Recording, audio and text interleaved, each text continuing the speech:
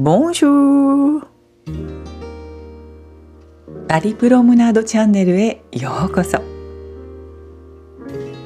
今回の動画ではパリ3区ブルターニュ通りのブロカントにご一緒しましょう。年に2回開催されるこのブロカントを私は以前にもご紹介しています。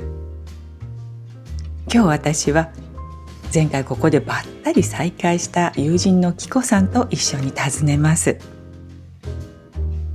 動画の後半ではレストランの内装そのものがヴィンテージと言える魅力的なビストロをご紹介します。購入品の紹介もあります。どうぞ一緒にパリをそぞろ歩いているような気持ちで楽しんでいただけたら幸いです。ブルターニュ通りのブロカントは金曜、土曜、日曜の3日間にわたって行われます。今日は土曜日。朝の10時半でこんな状態。ゆっくり準備をするスタンドが多いです。これはクレイモントローのフローラのシリーズですね。このシリーズがお好きな方少なくないのではないでしょうか。朝顔の花が描かれています。日本の食器にインスパイアされて作ったものだから私たち日本人にとっては特に親しみを覚えるのかもしれないとキコさん。確かにそうかもしれませんね。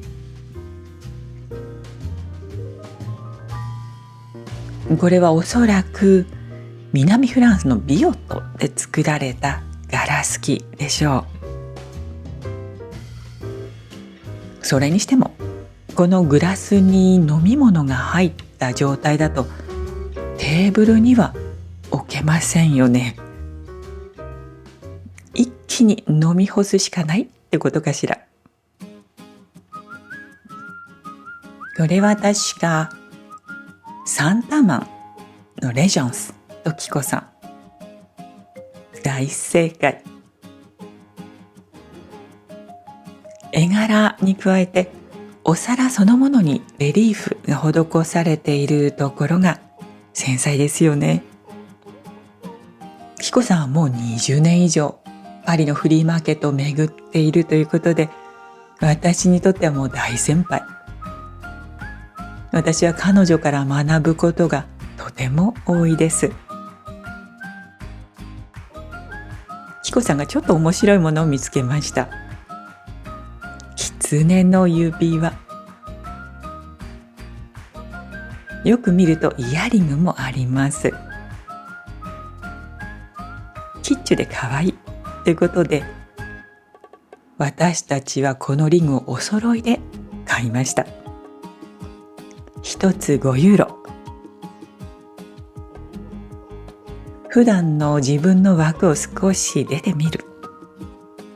思いもよらぬことをしてみるって楽しいですよね。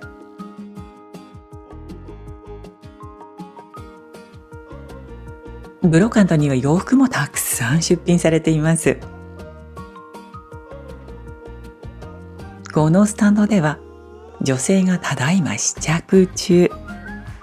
若い方はこういうところで上手に探して素敵に着こなすことができそうですね。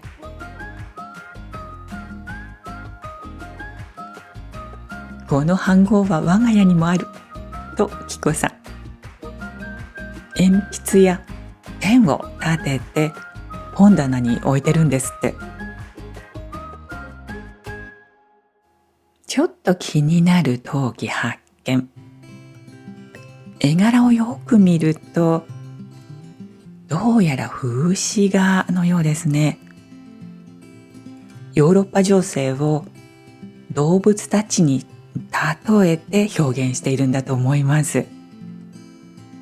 フランスは鶏、ライオンはイギリスでクマはロシアかしら。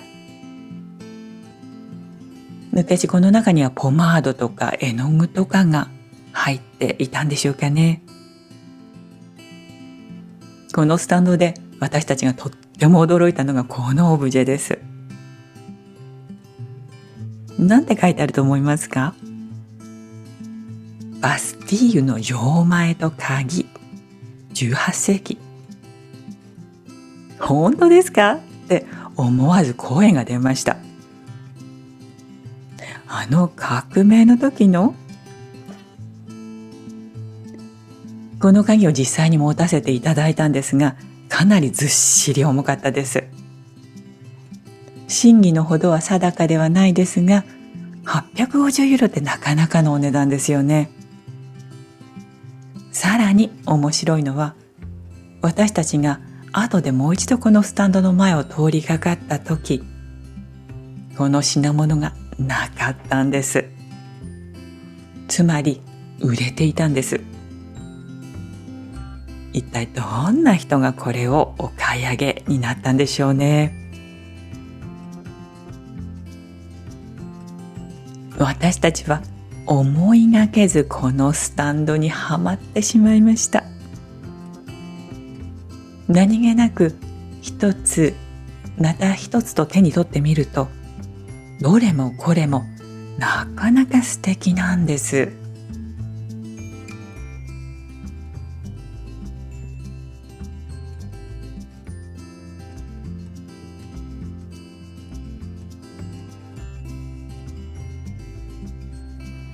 これはナースウォッチとキコさん。文字盤が逆さまになってますよね。胸につけた状態で見やすい設計の時計なんですね。私はこれも素敵だなと思いました。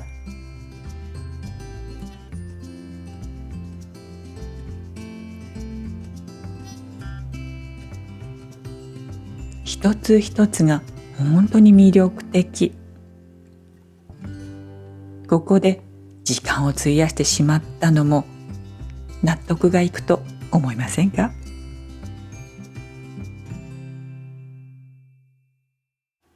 ブルターニ通りの前回のブロカントの動画で銀食器のスタンドをご紹介しました。そのスタンドが今回も出ていました。今回は銀食器よりもむしろ陶磁器が充実していました。これなどとてもいいと思いませんか？ガチョウの卵を乗せて展示してありました。ちょっとお値段が高いかな。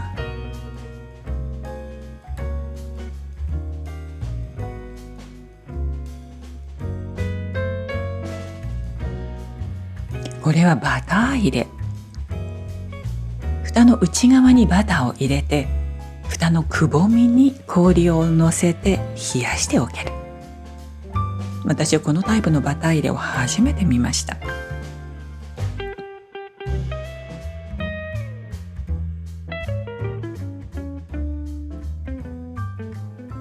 やはり前回私がとっても素敵だなと思ったスタンドをもう一度訪れました。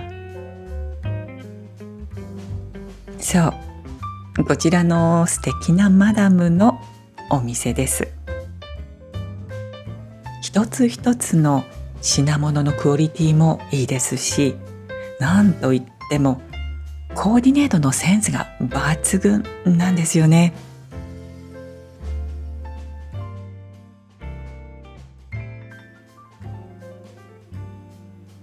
ブルターニュのマダムの庭で摘んだという花々が美しく飾られていました。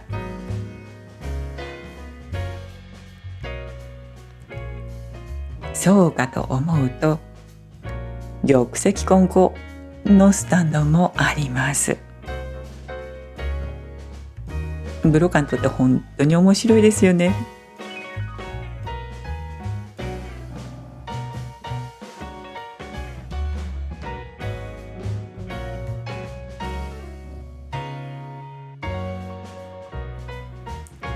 さて、私はお腹が空きました。ブルターニュ通りにはカフェレストランがたくさん並んでいます。そのうちの一つに入って一休みしたいと思います。外を歩いていてふと漂ってきたこのトリュフパスタの香りに誘われて、私はこのお店に入ってしまいました。お揃いの狐の指輪で、さてブロカント巡りを続けましょう。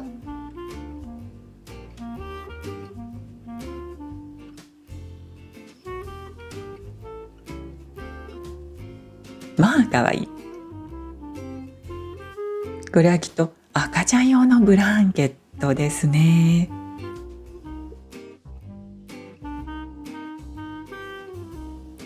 こちらはなんとも可愛らしい独特の世界観のあるスタンド。これはおままごと用のお皿かしら。私はこの雰囲気どこかで見たような気がするんですよね。この鳥の形をしたオブジェに見覚えがあります。もしかしたらと思ってスタンドのマダムに尋ねてみたら、やはりそうでした。このスタンドはパリ郊外シャドゥでも私が訪れていたところでした。今回私がとても惹かれたのはこちらです。何だと思いますか？着物の帯として使ったら素敵かしらなんて思ったんですが、これは実は室内履きの靴を作る材料になる布なんだそうです。水色の線のところで切り離して使う。模様の部分が室内履きの甲になるんですね。一つ一つ切り離して10ユーロで販売しているとおっしゃいました。となると、長いまま帯として生かすのにはちょっと高価すぎるかな。その近くのスタンドにはサルグミヌミントンのセットがありました。よーく見ると全部が同じ柄のシリーズではなさそうなんですが、こちらのスタンドのムッシュは全部一式でしか売らないよとおっしゃっていました。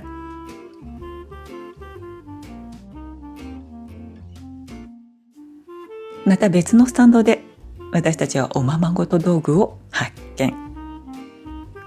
昔のクッキー缶に入っていて、なんとも可愛らしいでしょ。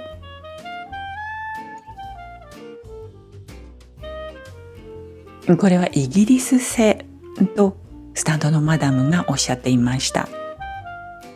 そう、いちごを盛り付ける器なんですね。生クリーム用のポットとかお砂糖入れかなもついていて、まあ優雅なこと。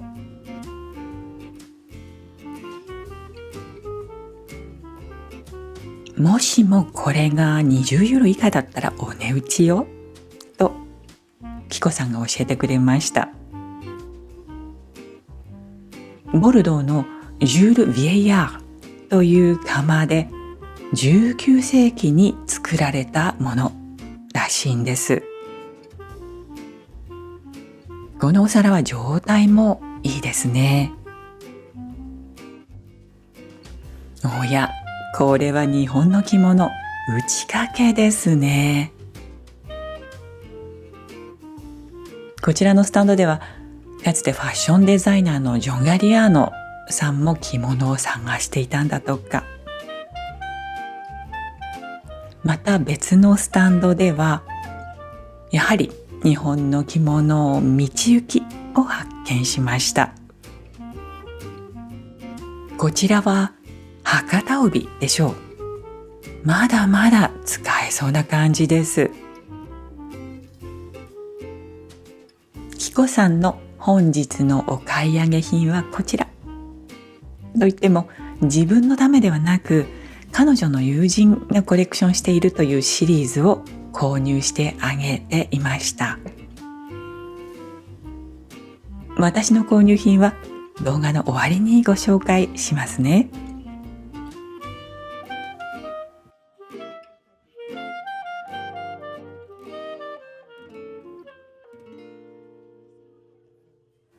さて、4月のある日、私はレアール界隈を歩いています。かつてパリの中央市場があったところです。現在中央市場はパリ郊外に引っ越していますけれども、この界隈には今でも料理用具の店や昔ながらのビストロなどが健在です。そして私が今日目指すお店はこちらです。ルコション・ア・ロレイユ。店構えからして昔ながらのビストロって感じですよね。中に入りましょう。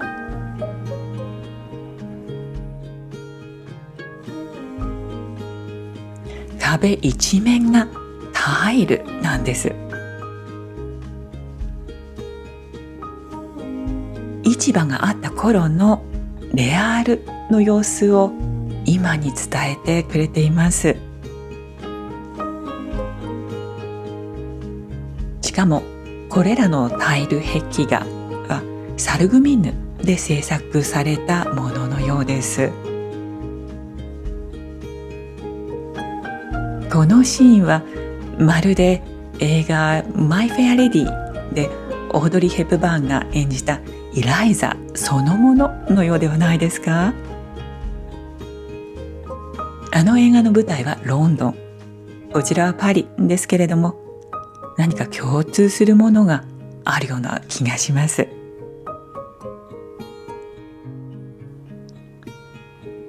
天井の縁取りにまでこんな風に本当に丁寧な細工がはめ込まれています。このビストロそのものがまるで美術品って言っていいのではないでしょうか。この内装は1914年頃からほとんど変わっていないそうです。現在このビストロではテオ・アポストルスキシェフが腕を振るうお料理を味わうことができます。パリで一番美味しいとも言われるというオニオングラタンスープをぜひ味わってみたいと思いました。この日は肌寒かったので、私はこのスープに救われた気がしました。玉ねぎの甘みとうまみがこのスープの中に凝縮されていて、とっても広がりのある優しい味わい。人気の理由に納得しました。この日は友人と一緒の夕食です。メインディッシュが運ばれてきました。これは皆さん何だと思いますか？地中海産のタコ、そしてキプロス産のチーズ、ハルーミをグリルしたもの。私はこのチーズを初めていただきました。知らずに食べるとタコの一部かと思ってしまうような食材です。甘辛ソースがこの2つの食材にとってもよく合っています。そしてもう一つのメインディッシュ、豚のスペアリブのコンフィ。付け合わせはオレンジ風味のチコリのブレーゼ、蒸し煮です。これはもうご覧の通り、食べ応え満点のビストロの王道という感じのお料理でした。私はここまででもう大満足なんですが、名物デザートを味わわないわけにはいかないでしょう。自家製のババオローム、ブリオッシュケーキにラム酒をたっぷり振りかけてくれました。クリームはマスカルポーネにバニラの風味付けをしたもの。ラム酒とバニラ、そしてこのしっとりとした食感、もうお腹いっぱいのはずなのに、私たちは結局このデザートを完食いたしました。古き良きパリのビストロの風情をたっぷりと感じさせてくれるこのレストラン、必ずリピートしたいお店です。さて、お約束の私の購入品の紹介です。今回は意外なものを購入しました。まずはこちらです。昔のおままごとセット。おままごととは言っても、一つ一つのお皿がきちんと作ってあります。柄が何種類かあります。これは男の子が女の子にプレゼントを渡そうとしているシーンじゃないかしら。これは同じシリーズのものではないですが、前の持ち主の方が一緒にコレクションしていたんでしょうね。小さなカップが一つ割れていますけれども、捨ててしまうにはなんだか惜しい気がします。これは撮影はしていなかったんですけれども、繊細なレースのリボンを購入しました。マダムが1ユーロとおっしゃっていたので、思わず買ってしまいました。さて、これは何に使いましょうかね。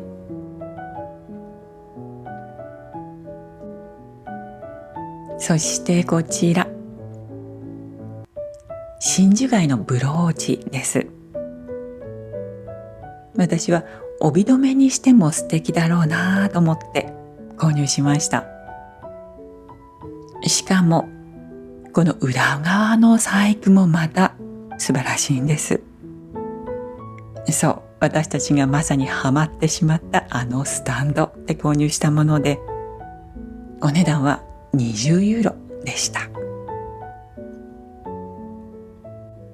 そしてこちらはキコさんおすすめのお皿です。なかなかいい感じでしょう。さて、何を盛り付けましょうかね。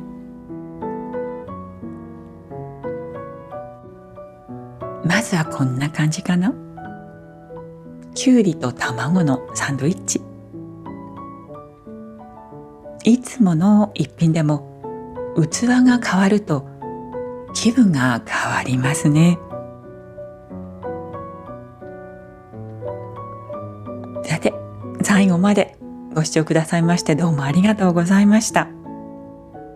私の購入品を全部当てられた方はきっといらっしゃらないと思いますが、このパリ散歩をお楽しみいただけたでしょうか。この動画が面白かったと思ったら、どうぞ高評価をお願いいたします。また、チャンネル登録がまだお済みでない方は、チャンネル登録もぜひよろしくお願いいたします。とても励みになります。お寄せいただくコメントを一つ一つ、とても嬉しく拝読しています。どうもありがとうございます。それでは、また次回の動画でお会いいたしましょう。アビアント。